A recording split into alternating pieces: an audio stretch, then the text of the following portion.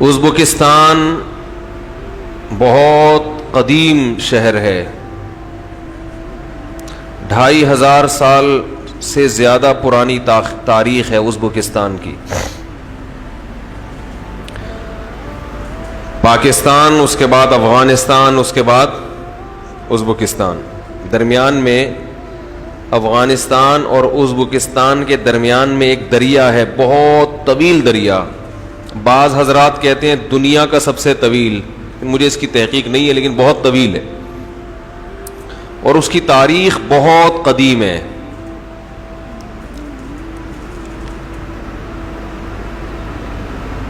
بہت قدیم تاریخ ہے۔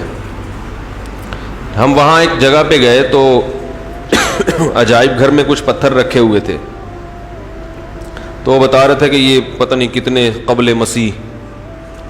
تو میں نے ان سے کہا کہ کراچی میں ایک پہاڑی ہے، ایک پہاڑ ہے 5000 سال قبل مسیح۔ تو وہ ایک دم گھور کے میری طرف دیکھنے لگے۔ میں نے کہا بلکہ شاید 1 کروڑ سال پرانی تاریخ ہو اس کی، یعنی ایسی ایسی چیزیں ہم نے کراچی میں رکھی ہوئی ہیں۔ کہہ رہے ہیں وہ کون سی؟ میں نے کہا کٹی پہاڑی۔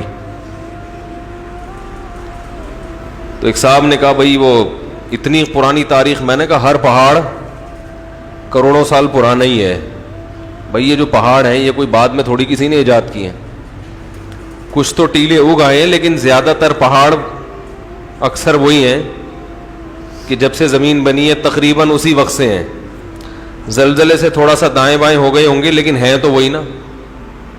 تو میں نے کہا ہمارے ہاں جو پتھر ہے کروڑوں سال پرانے ہیں، تو پتھر تو بھائی کروڑوں سال پرانا ہی ہوتا ہے۔ خیر، تو شہر کی تاریخ بہت پرانی ہے۔ رشیا نے 1920 اور 25 کے درمیان جب خلافت عثمانیہ کا خاتمہ ہوا ہے تو ان ملکوں پہ رشیا نے قبضہ کر لیا۔ امام بخاری رحمہ اللہ تعالی کا وطن، آپ نے پڑھی ہوگی جامع ترمذی، امام ترمذی کا وطن، صحیح مسلم کے مؤلف امام مسلم ابن حجاج، نام سنا ہوگا نا، لکھا ہوتا ہے رواہ مسلم۔ دارمی کا لفظ سنا ہوگا، فضائل اعمال میں اکثر دارمی، تو امام دارمی کی قبر بھی وہاں۔ فقہ حنفی کی مشہور ترین کتاب ہدایہ، برہان الدین مرغینانی رحمہ اللہ تعالی، جنہوں نے 13 سال روزہ رکھا لگاتار، ان کی قبر بھی وہیں۔ بڑے بڑے صوفیاء کرام، علماء، مشائخ، محدثین، فقہاء۔ تو آپ اندازہ لگاؤ کہ اسلام آیا مکہ اور مدینہ میں، لیکن اس کو پھیلانے میں، علمی خدمات میں اجمیوں کا کردار وہ عربوں سے کم نہیں ہے۔ پہلا سبق تو ہمیں یہ ملتا ہے، اہل عجم نے بڑی محنتیں کی ہیں۔ آج رسول اللہ صلی اللہ علیہ وسلم کی حدیث کے لیے عربی سب سے مستند حوالہ کس کا سمجھتے ہیں؟ رواہ البخاری۔ کس کا حوالہ دیتے؟ ایک اجمی کا، جو عرب نہیں تھے۔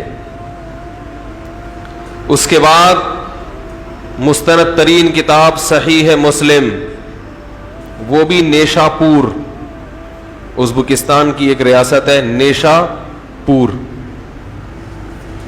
پور کا تو لفظ ہی اجمی ہے نا، خیر پور ہوتا ہے کہ نہیں ہے۔ افغانستان کی ریاستیں، بڑے بڑے محدثین یہاں، فاریاب افغانستان میں ہے محمد ابن یوسف الفریابی۔ ہرات کا لفظ سنا ہوگا، ہرات، تو محدثین کے ناموں میں الہروی بھی ہے ہرات کے۔ یہ میں اس لیے عرض کر رہا ہوں کہ آج بہت سے لوگ کسی بھی عرب عالم کا کوئی بھی فتویٰ آ جائے تو فوراً دلیل دیتے ہیں کہ یہ کہاں سے آیا ہے فتویٰ، یہ تو عرب نے دیا ہے، عربی۔ ٹھیک ہے، عرب کو بھی اللہ نے علم دیا ہے، مگر سب کچھ عرب کے پاس نہیں ہے. بڑی محنتیں کی ہیں اہل عجم نے. ہمارے ایک دوست نے سفر کے دوران ایک واقعہ سنایا کہ ایک انگریز مسلمان ہوا تبلیغ والوں کی محنت سے. تو ایک عرب تھا بیچارہ, عربوں میں متقی بھی ہیں, ہر طرح کے لوگ ہیں, لبرل بھی ہیں. تو ایک عربی نے اس کو کہا کہ تم اس جماعت میں وقت کیوں لگا رہے ہو, تم میرے ساتھ چلو, میں تمہیں صحیح دین سکھاتا ہوں.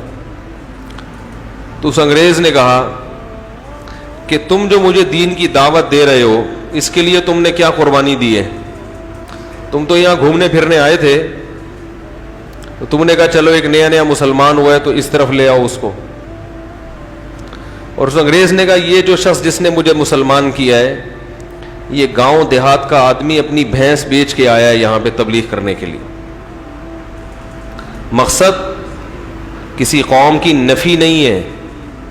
عربوں میں بڑے بڑے لوگ ہیں, بڑے بڑے علامے ہیں, بڑے محدثین فقہا پیدا ہوئے ہیں, لیکن اجمی بھی خالی بولو بھائی نہیں.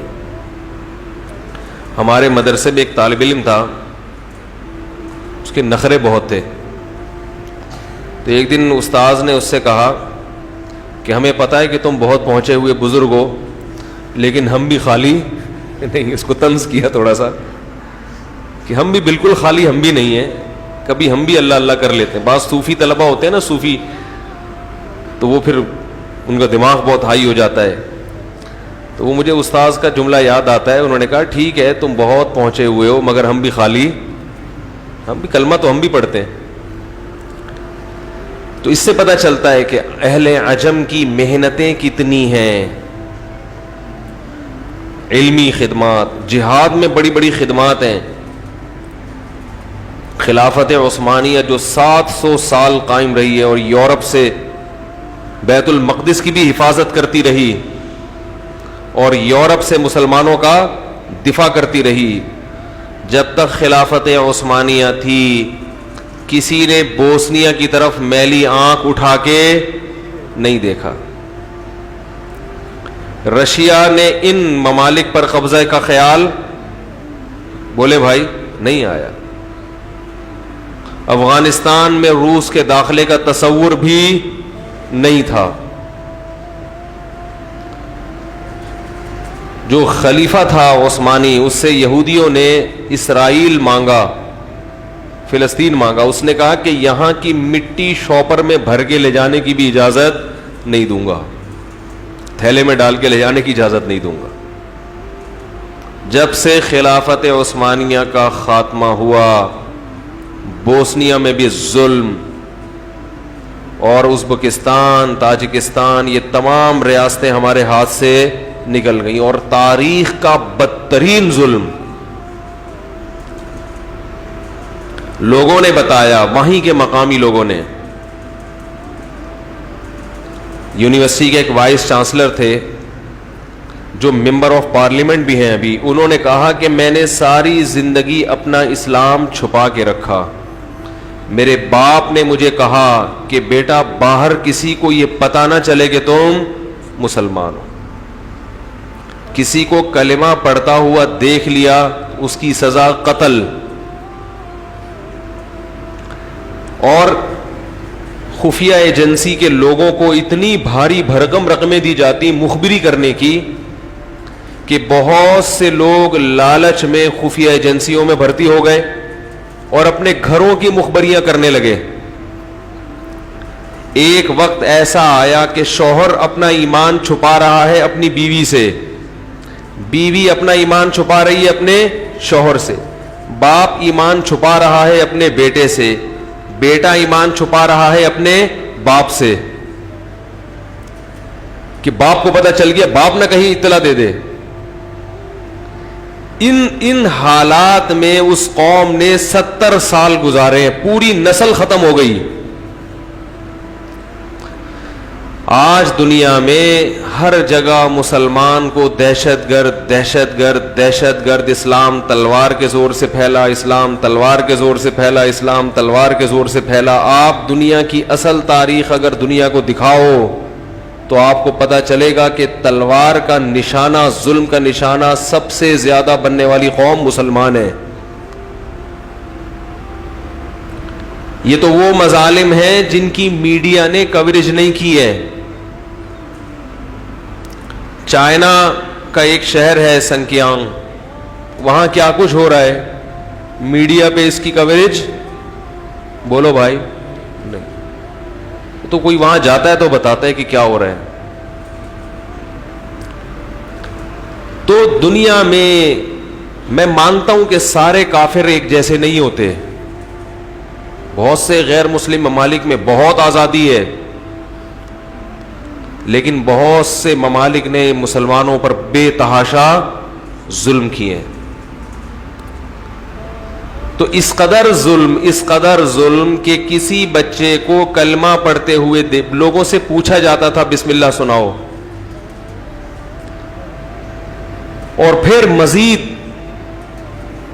اس قسم کے حربے استعمال کیے گئے کہ لوگوں کو ریلیف دیا گیا کہ ٹھیک ہے اب ہم سختیاں ختم کر رہے ہیں، جس نے دین کو فالو کرنا ہے وہ دین پر چل سکتا ہے، اجازت دے دی. اس کا مقصد کیا تھا کہ جو چھپے ہوئے لوگ ہیں وہ بھی سامنے آ جائیں. 3-4 سال صرف رپورٹیں تیار ہوتی رہی ہیں کہ اس آزادی میں کون نماز پڑھ رہا ہے، کون قرآن پڑھ رہا ہے، اور 4 سال کے بعد ان تمام لوگوں کو موت کے گھاٹ اتار دیا گیا. ہم وہاں گئے تو ہمیں بہت بڑی تعداد میں ہر جگہ عورتیں نظر آئیں، روڈوں پہ صفائیاں خواتین کر رہی ہیں.